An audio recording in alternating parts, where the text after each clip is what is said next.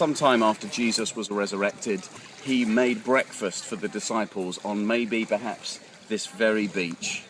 It's in this place that Jesus reinstated Peter, where they had that conversation where Jesus asked 3 times, "Peter, do you love me?" And 3 times Peter said yes. It was almost like Jesus was negating all the 3 denials by the 3 affirmations of Peter's love for Christ. Jesus then went on to prophetically speak about what was going to happen to Peter, perhaps near the end of his life. And at the end of that conversation, Peter turns around as they're walking along the beach and notices that John, the disciple, is following behind them. Peter turns to Jesus and says, so what's going to happen with him? What's your plan for his life? And Jesus essentially says, if you look at the end of John's Gospel, mind your own business, Peter. It's nothing to do with you.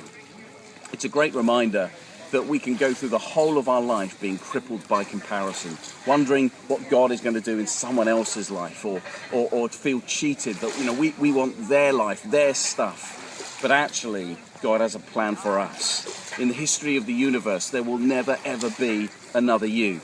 And so don't waste your time wondering what God is doing with someone else or what someone else has in their life or what they've got going for them. You've got loads of great stuff going for you. God has put gifts and talents and abilities in you.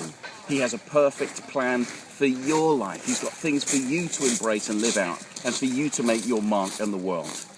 This story at the end of John's Gospel reminds us that Jesus says to us, embrace the life that God has given you. Don't be crippled by comparison. Don't waste your time looking at what's going on in someone else's life. Choose to follow Jesus for yourself and embrace his great adventure for you.